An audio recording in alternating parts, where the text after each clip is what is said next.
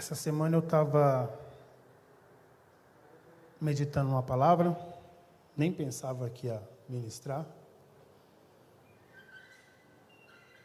O pastor Jean, com a sua sabedoria, chamou a gente um dia antes.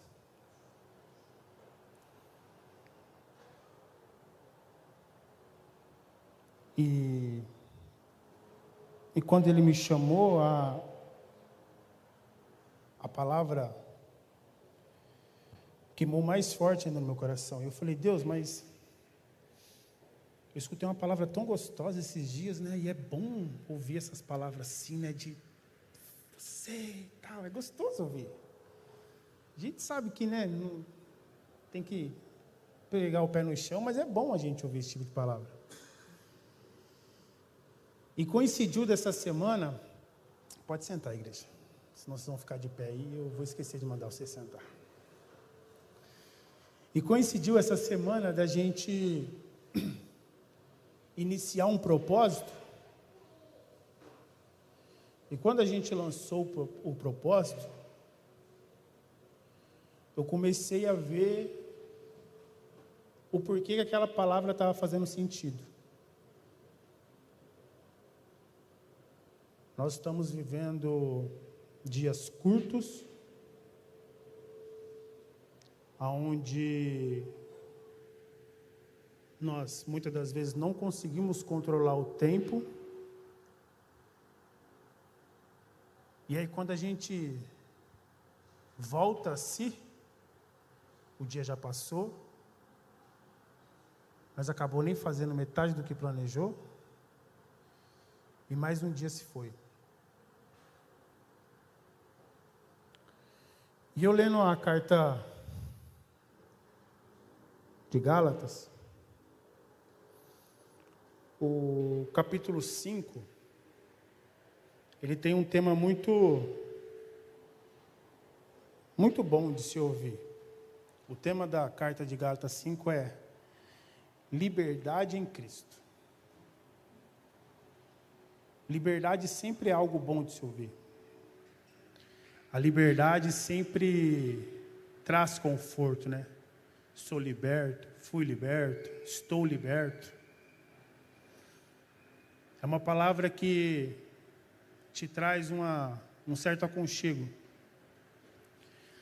Mas aí quando você começa a ler a carta de Paulo, a Gálatas, ele começa a carta assim: foi para a liberdade que Cristo nos libertou. Um pouco óbvio. Foi para a liberdade que Cristo nos libertou. Portanto, permaneçam firmes e não se deixe submeter novamente a um jugo de escravidão. Ouça bem o que eu, Paulo, lhe digo. Caso se deixe circuncidar, Cristo de nada lhe servirá. De novo declaro a todos os homens que se deixam circuncidar, que está obrigado a cumprir toda a lei. Você que procura ser justificado pela lei, separam-se de Cristo, caíram da graça. Pois é mediante ao Espírito que nos aguardamos pela fé, a justiça, que é a nossa esperança. Porque em Cristo Jesus, nem circuncisão tem efeito algum, mas sim a fé que efetua pelo amor. Então Paulo está escrevendo a Gálatas e ele começa, de certa maneira, advertindo o povo. Um povo que vivia sobre os domínios de outros deuses, encontra-se com Cristo, começa a seguir a Cristo, mas sente a necessidade dos dogmas que a outro tempo eles acabavam seguindo. Aqui eles estão falando da circuncisão. A circuncisão nada mais é do que um rito em que nesse momento já não era mais necessário. O povo não precisava se circuncidar para demonstrar que era de Deus. E Paulo está dizendo, olha, acabou. O momento da lei passou. Mas se vocês querem viver da lei, a graça nada te basta. Não te serve. Se vocês querem viver sobre o domínio da lei, o que Cristo fez é inválido. Paulo começa advertindo o povo. E quando eu li isso, eu falei, meu Deus, a gente está vivendo esse tempo. A gente fala muito da graça, a gente fala muito da fé, mas a gente vive engessado na circuncisão. De que maneira? Conhecendo a palavra, seguindo a doutrina, seguindo os parâmetros de uma igreja, travado, como o sacerdote vivia, como o fariseu vivia. O fariseu conhecia a lei, o fariseu sabia como era o âmbito da sinagoga, ele entendia como funcionava um culto, ele estava presente em todos os cultos, mas a graça que estava na frente dele nada servia. E a gente está vivendo muito disso hoje, principalmente por causa do tempo. O tempo tem nos dominado. Eu acordo, vou trabalhar, deu 7h30 eu vou para o culto, deu 9h eu volto para casa, domingo 6h eu estou aqui, 8h eu vou embora, eu leio a palavra, eu vou para o culto, eu canto, eu pulo. Mas a graça nada está fazendo. A verdadeira graça, a fé em Cristo, o verdadeiro evangelho, aquilo que Jesus nos ensinou a fazer, nada disso mais fazemos. E por que isso fez sentido para mim? E agora, deixando as mulheres um pouco de lado. O grupo de homens da igreja começou um projeto chamado Restaurando a Fé. 4 semanas, onde a gente montaria uma célula, teria uma palavra, vamos orar um pelos outros, estimular a fé. Irmãos, eu confesso para você, eu tenho 11 pessoas no meu grupo. 11. Uma pessoa me respondeu. Ah, mas está falando de pessoas do mundo? Não. Crentes que estão muito ocupados, que estão com a sua agenda extremamente lotada, e a graça já não lhes serve mais. Eu falei, meu Deus, e eu conversando com o pastor Carlos, falei, pastor, mas ninguém responde, e agora, não sei o quê. E eles vão para cima, e eu, nossa, mas não dá para ir para cima, não sei o quê. Ele falou, se você não fazer, você só é mais um igual eles. Você só é mais um igual eles. Você só é mais um que está falando, olha, o meu tempo é muito cheio para as coisas que Cristo quer que eu faça. E é fácil, irmão. É muito fácil se ocupar, é muito fácil encher o seu horário com outras coisas. Principalmente para nós homens, temos que trabalhar, temos que trazer o pão para casa, temos que ser um provedor, temos. Mas se a graça não estiver em nós, em vão. 24 horas para você é em vão. E ele está dizendo aqui para o povo, olha, vocês estão na fé agora, vocês não precisam mais da lei, porque se vocês querem viver sobre a lei, vocês vão ser julgados pela lei.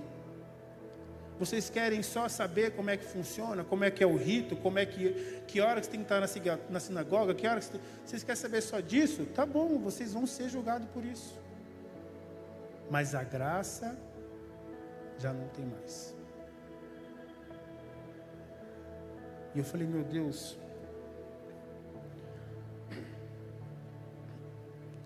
eu vivi esse tempo.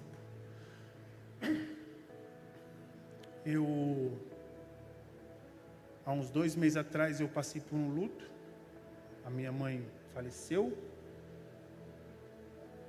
E a minha mãe, apesar de tudo que um ser humano pode fazer, a minha mãe era uma pessoa extremamente ativa na presença de Deus.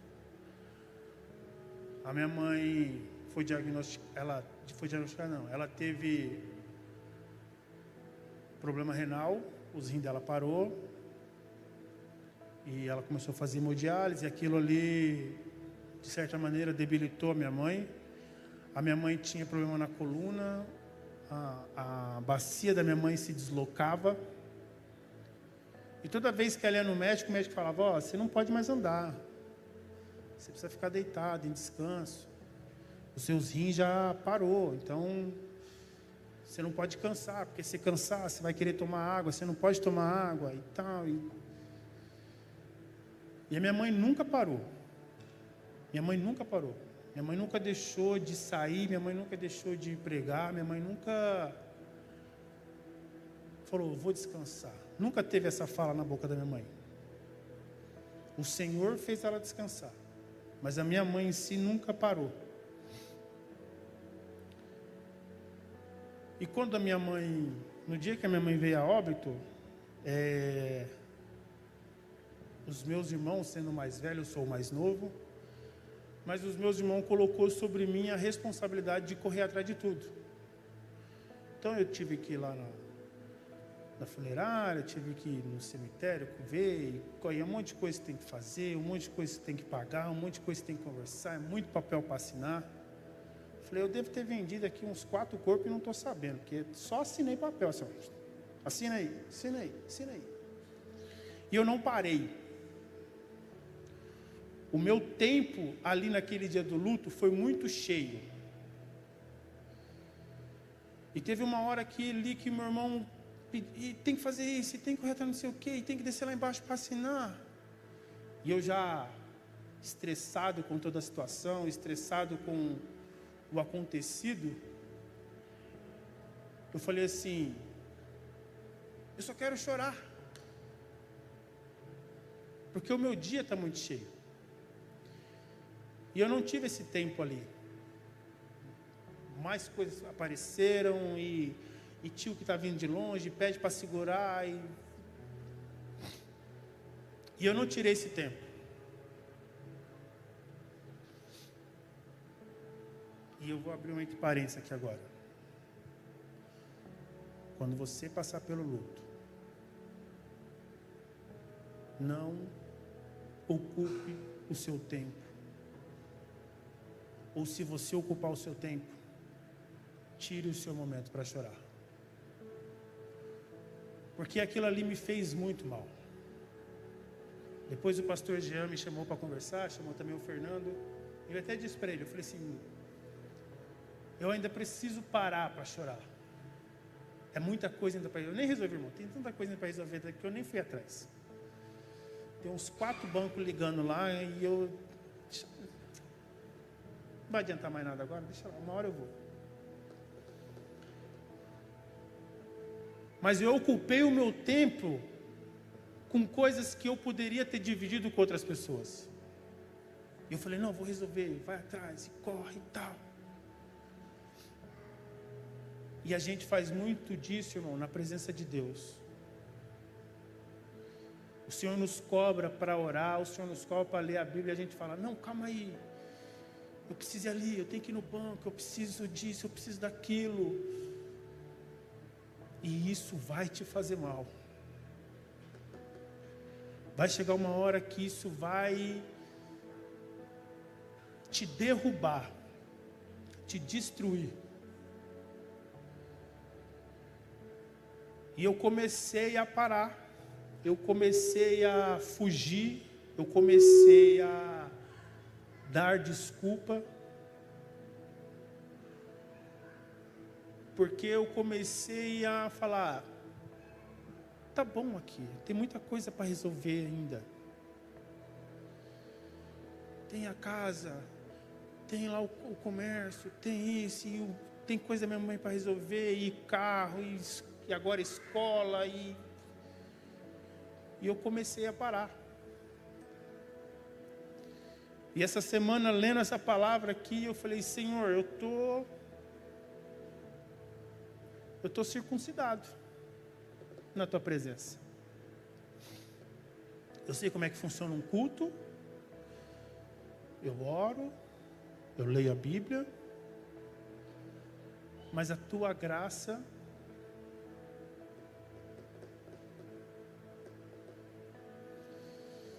e o versículo seguinte, a qual eu parei aqui, o versículo 7, ele deu um soco na minha cara. O versículo 7 fala assim, ó: vocês corriam bem. Quem os impediu de continuar a obedecer à verdade? Vocês corriam bem. Quem impediu? Quem te travou?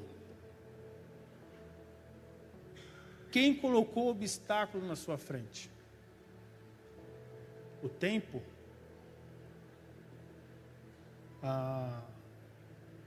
Os fazeres? Quem nos parou? Eu falei, Deus, eu me parei. Eu me parei. Querendo resolver tudo, querendo ser à frente de tudo, eu me travei na tua presença.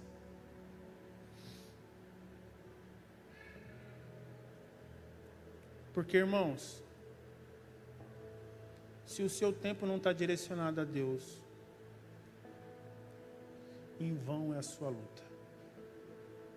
Em vão. Em vão. Uma pessoa que vive assim, eu falei isso já várias vezes para muitas pessoas, uma pessoa que vive assim, ela vive pior do que quem tem ela no mundo.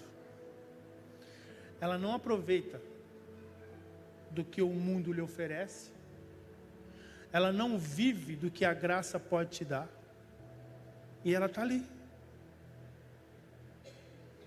Ela não vive nada do que Deus pode oferecer para ele.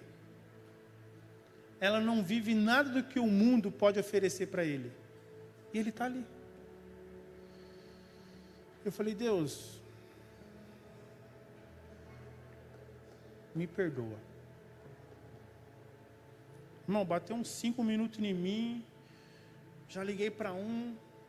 Aí pastor Jean já mandou mensagem. Vamos embora. Pastor Luciana mandou mensagem. Falei, vamos embora. Pastor Carlos, vamos fazer. Porque o tempo não pode ser exclusivo dos meus afazeres. E o tempo não volta. A oportunidade não aparece mais. Não aparece. E eu até conversei com o Marcinho ontem. Falei, Marcinho, a gente precisa ir para cima, irmão. Não dá. Vamos fazer com um mesmo. É só um.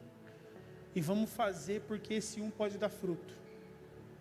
Esse um pode vir a dar fruto e a gente conseguir ver a recompensa naquilo. Porque muitas vezes a gente quer a igreja cheia, a gente quer os grupos cheios, a gente quer a célula cheia, mas às vezes a célula cheia nem dá fruto. Às vezes a reunião que você fez ali, você e mais um, aquilo ali gera mais e mais e mais, e quando de repente chega lá, você fala, que é isso aqui? Não, você lembra aquele dia, aquela reunião? A fulano também ficou sabendo, foi, eu falei. Então a gente não pode, irmãos, parar. A gente não pode se colocar na mesma posição daquele que desistiu. A gente não pode deixar desanimar porque ninguém responde. E ninguém vai responder? Tá bom, falei para a Maiara agora, vou fazer um grupo, vou gravar as aulas, vou jogar lá, alguém vai assistir. Mas a gente não pode parar. A gente não pode parar. E se algo te parou, você tem a oportunidade de falar, opa, isso aqui me parou, mas a partir de hoje não. Eu vou voltar a obedecer na verdade. Eu vou voltar a obedecer na graça daquilo que o Senhor quer. Se eu arrumo tempo para isso, eu preciso também arrumar tempo para aquilo. Eu não posso. O tempo não pode me parar. Eu não posso viver trancado, fechado, dentro dos afazeres, dentro de uma igreja. Não posso. Eu não posso querer vir para o culto no domingo, porque no domingo eu estou na porta, ou domingo eu estou no som. Não posso. Eu não devo. Não é uma opção de escolha. A partir do momento que você levantou a mão para Cristo, que você falou que Ele era o seu Salvador, você perdeu o direito de escolha. O direito de escolha está na mão dEle, não na sua. A sua obrigação, Jesus em momento nenhum falou assim, escolha fazer hoje. Você quer ou não? Tem isso na Bíblia? Se tiver, eu não li ainda. Domingo você não faz nada, é o seu domingo de folga. Jesus falou, ide. Ide. Continuai. Não desanime. Continua. Não para.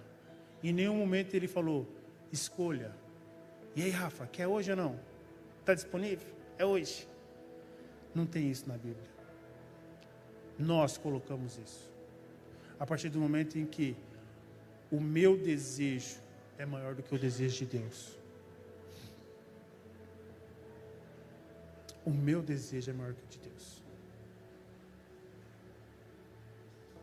Então hoje o que fez? O que fez? O que impediu de vocês pararem? Qual está sendo o obstáculo na sua vida para que a graça de Deus se revele totalmente na sua vida? O que está tomando o seu tempo ao ponto de você colocar na balança o fazer de Deus e o meu querer? Se você já está colocando na balança, eu estava assim, irmãos. Eu colocava na balança todas as vezes. Todas as vezes que era me perguntado, toda vez que era colocado para me fazer, eu sempre colocava na balança. Uma balança que eu mesmo coloquei o peso. Isso era justo só para mim.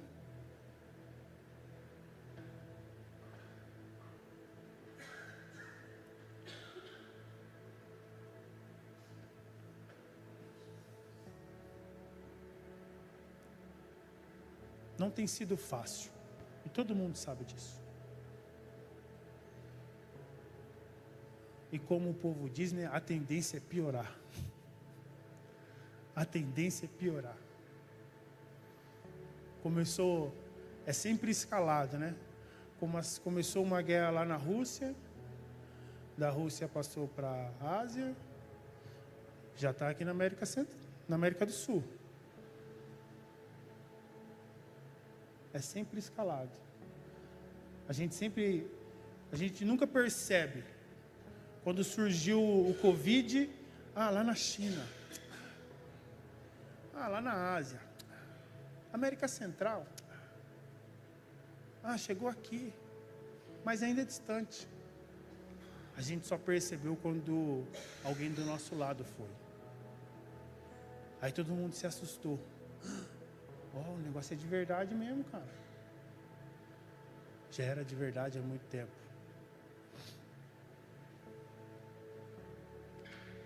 E é assim que funciona quando a gente para. Começa lá longe. Está longe. Aí vem um pouquinho mais para perto. Mas não está tão perto. Aí vem para o meu irmão do lado. Mas não sou eu.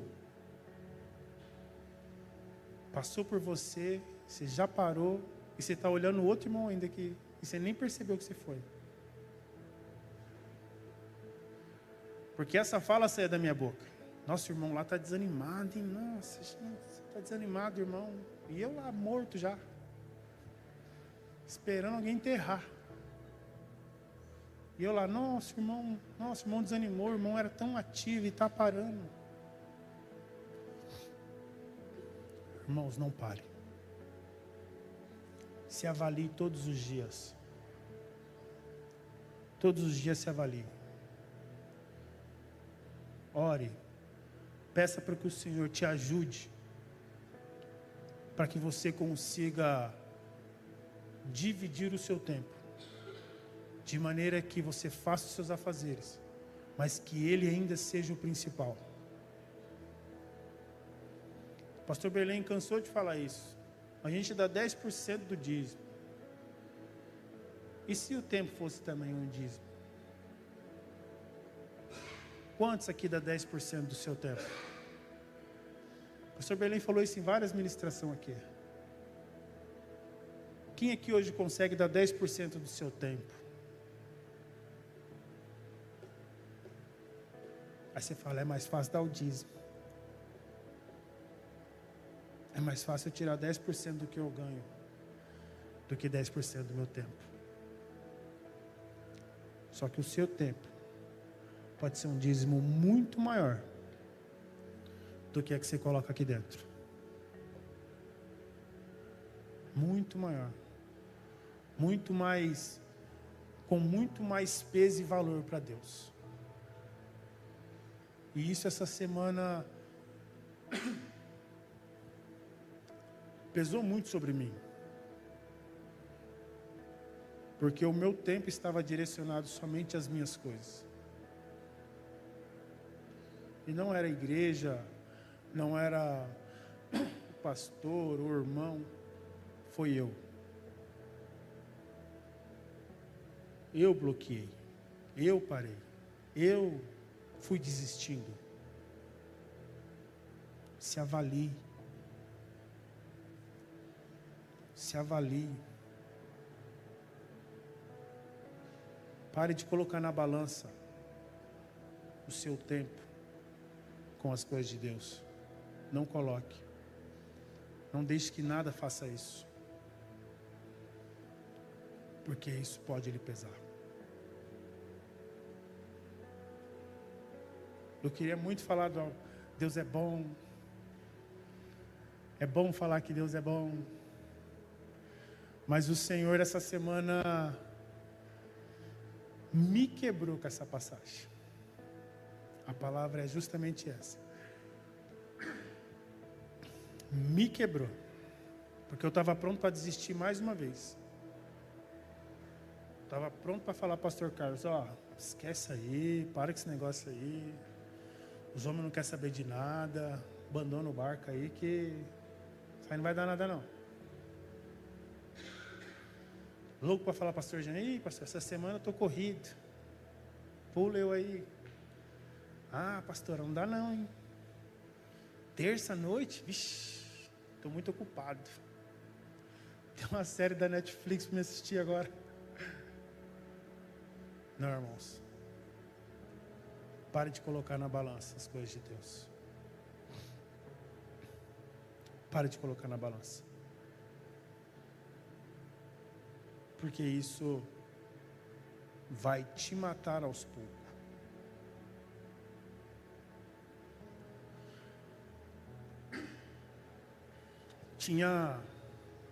Eu estava vendo uma pregação e a moça contando, eu não lembro agora a passagem exata. Talvez o pastor Jean saiba falar melhor sobre isso. O povo romano tinha uma maneira de torturar o povo. Eles pegavam um cadáver, colocavam nas costas de outra pessoa, daquele que eles queriam punir, e eles costuravam e amarravam aquela pessoa. E a pessoa ia morrendo lentamente, porque o cadáver ia se decompondo e comendo a pessoa que estava viva. E eu não vou lembrar a passagem que ela usa como que é a referência dessa tortura. E eu me vi nessa situação. Porque você não percebe que está parando. Você não percebe que está morrendo. Você não percebe que está desistindo. Ah, percebe sim, irmão. Eu começo a... Não, você não percebe. Porque quando você para falar, você já está morto. E eu falei, Deus, nos ajuda. Porque nós estamos morrendo. Nos ajuda, Senhor. Me ajuda. Porque a coisa mais triste da sua vida, a coisa mais triste, não há coisa mais triste, o luto é pouco. O luto é pouco. Não é nada do que você chegar no céu e falar, eu não te conheço. De ver João, o seu nome não está aqui.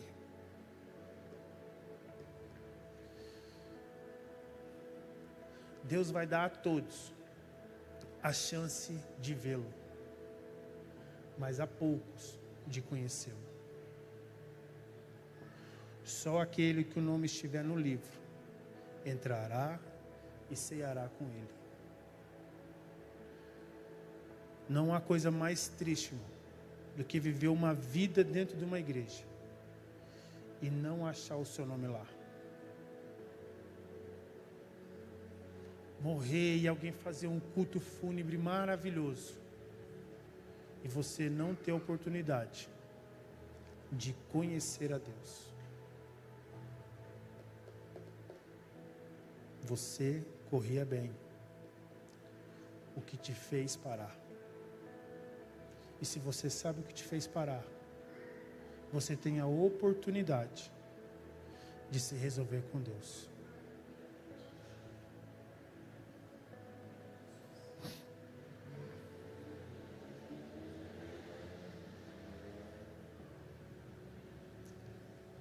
Não é uma palavra talvez gostosa de se ouvir, apesar de que estranhamente eu gosto, porque Deus está me dando mais uma oportunidade de melhorar na presença dEle. Mas essa foi a palavra que Deus colocou no meu coração. Essa foi a palavra que ardeu continuamente no meu coração.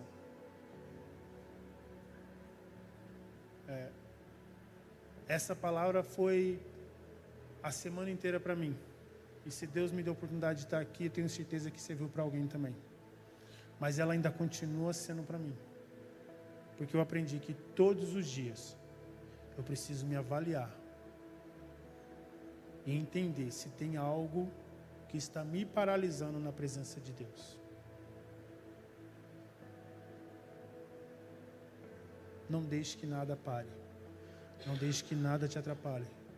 Como o pastor Carlos falou, a gente pode até desanimar, mas parar não é uma opção. Não pare.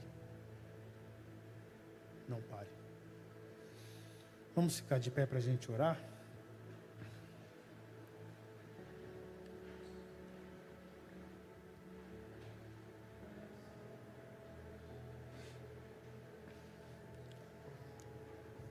Pai, obrigado. Obrigado porque mais uma vez o Senhor nos deu a oportunidade de nos avaliar, de enxergar aquilo que tem me travado na Tua presença.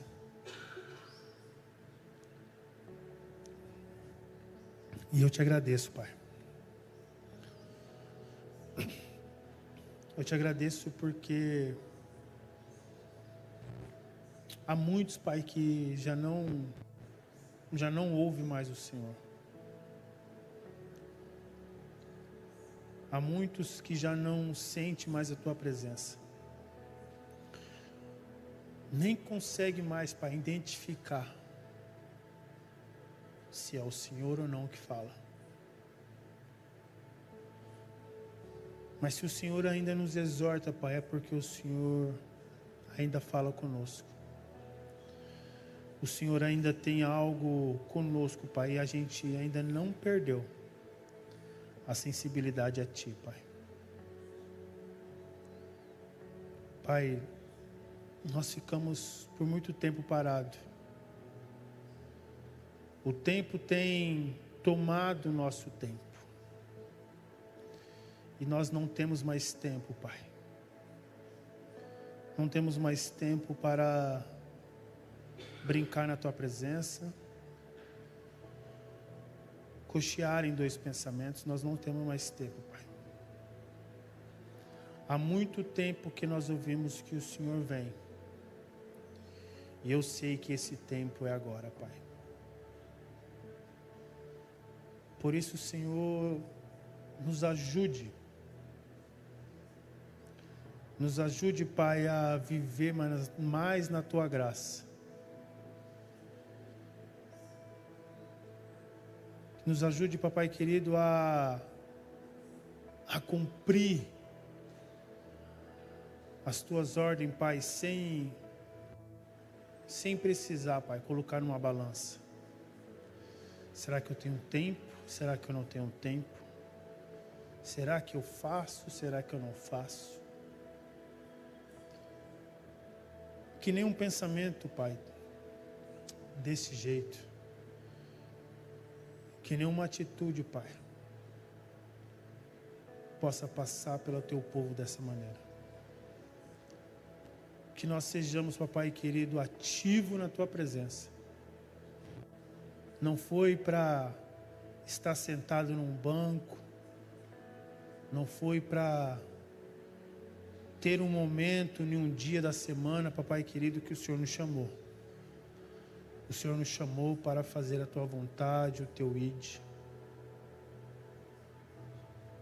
E nós estamos aqui, Pai, para aprender cada vez mais. Mas mais do que aprender, Pai, nós estamos aqui para colocar em prática. Nos ajude, Pai. Nos ajude, Espírito Santo. Que nós sejamos praticantes da Tua palavra. Pai, eu Te agradeço por esta palavra. Te agradeço por este tempo, Pai. Em nome de Jesus. Amém.